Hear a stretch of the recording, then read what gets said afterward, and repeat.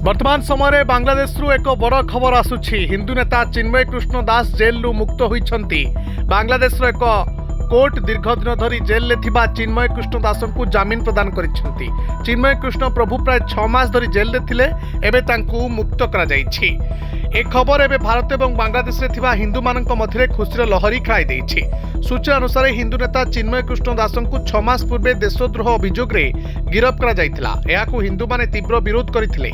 ए मामला रे चिन्मय एवं तांकर शह शह समर्थकों को अभियुक्त करी सेमानक विरुद्ध रे मामला रुजु करा जाइथिला। चिन्मय को गिरफ्तारी को भारत सरकार पक्षरु मध्य विरोध करा जाइथिला। तबे एबे जहा बड़ खबर सामना को आसुछि, हिंदू नेता चिन्मय कृष्ण दास जेल मुक्त होइछंती। बांग्लादेश एक कोर्ट दीर्घ दिन धरी जेल में थिबा चिन्मय कृष्ण दास को जमीन प्रदान करिछंती। चिन्मय कृष्ण प्रभु प्राय 6 मास धरी जेल में थिले, एबे तांकू मुक्त करा जाइछि।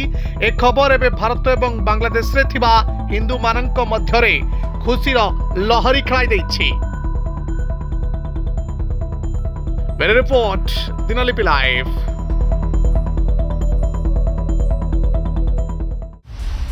दिनलिपि लाइव को एबे ही लाइक शेयर सब्सक्राइब करंतु।